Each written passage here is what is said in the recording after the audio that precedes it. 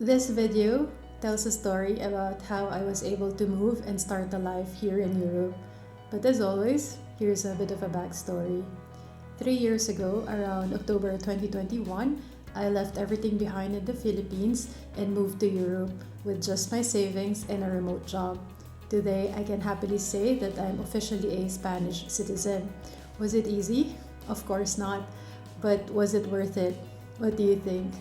Hell yes. And every challenge made it worth it. Now, if you've ever dreamed of packing up your life and starting a life here in Europe, this video isn't just some fantasy travel vlog.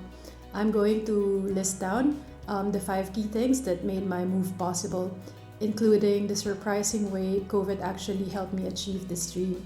No sugarcoating, no trust fund secrets, just practical advice from someone who made it happen from scratch.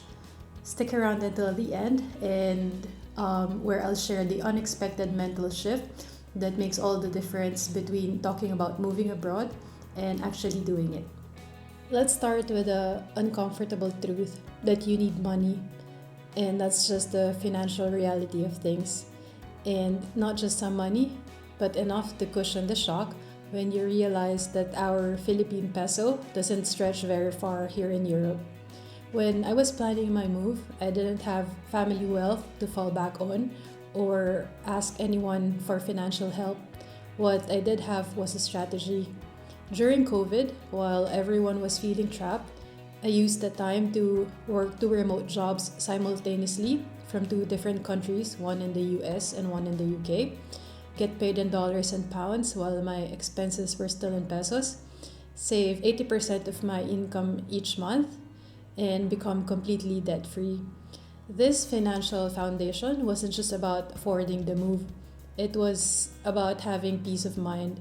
And when you're dealing with visa applications costing hundreds or even thousands of euros, apartment deposits requiring a minimum 2 months rent upfront, and the general uncertainty of a new country, the last thing you need really is money stress.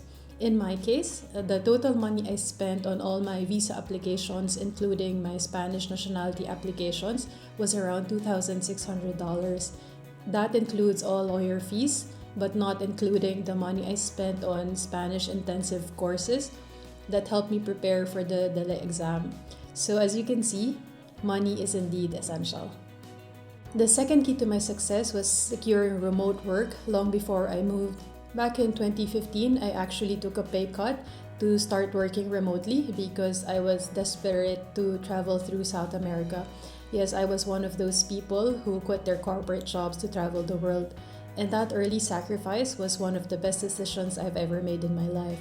Because by the time I was ready to move to Spain, I had years of remote work experience, specifically in the world of Amazon e commerce, which meant I didn't need to compete with locals for jobs.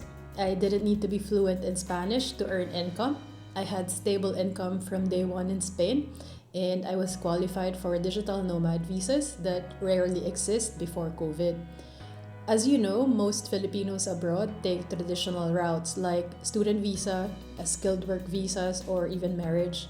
Don't get me wrong, those are valid paths, but remote work opened up possibilities I never would have had otherwise. The third key thing is my uncomplicated personal situation or circumstances. Let's be honest about something that made my journey easier. When I moved, I was single with no children. This isn't to discourage anyone with families, but it's important to acknowledge that my uncomplicated personal situation simplified things tremendously. Now, if you're in a similar position, you're young, single, or without children, you have a unique window of opportunity. The financial and logistical complexities multiply significantly when moving with a family.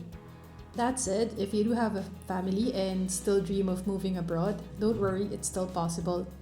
It just requires different strategies like securing company relocation packages or ensuring your remote income can support multiple people in a higher cost country. Fourth key thing is having patience and courage. Starting from zero in a foreign country tests you in ways you can't imagine until you're there. You need two seemingly contradictory qualities. First is patience, or having the ability to wait for things to align, to endure bureaucratic processes that move at glacial speeds, and to accept that building a life takes time. During COVID, I couldn't travel for 2 years, which was frustrating for me, but it taught me valuable patience. Second is courage, or the willingness to take calculated risk, to fail fast and learn, and to push through homesickness and doubt. There were moments where I questioned everything, when the loneliness felt overwhelming. Those are the moments when courage matters most. What helped me was recognizing that these qualities balance each other. Courage without patience leads to rash decisions, and patience without courage leads to dreams deferred indefinitely. The final and perhaps the most critical factor was developing what I call an I can do this mentality.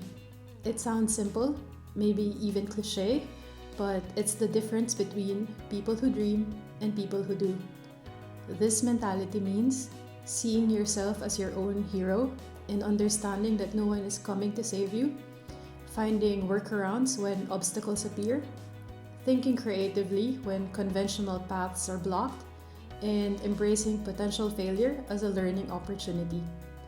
Most importantly, it means recognizing that the worst case scenario isn't that bad at all. If everything failed, I know that I could always return to the Philippines, and having that safety net mentality freed me to take the leap. The question really is, will you keep making excuses or will you finally take action on your dreams? 3 years later, I look out my window at the streets of Barcelona, and sometimes I still can't believe that this is my life now.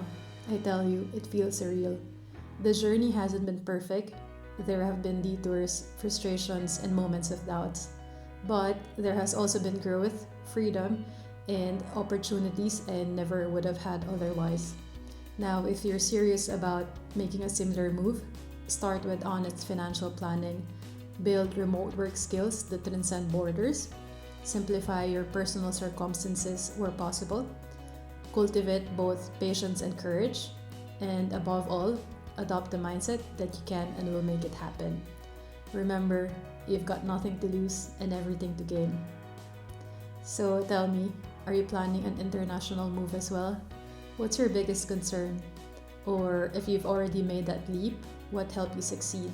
I'd love to hear your thoughts about this. And if you have any questions, drop them in the comments below or feel free to send me an email. And that's it.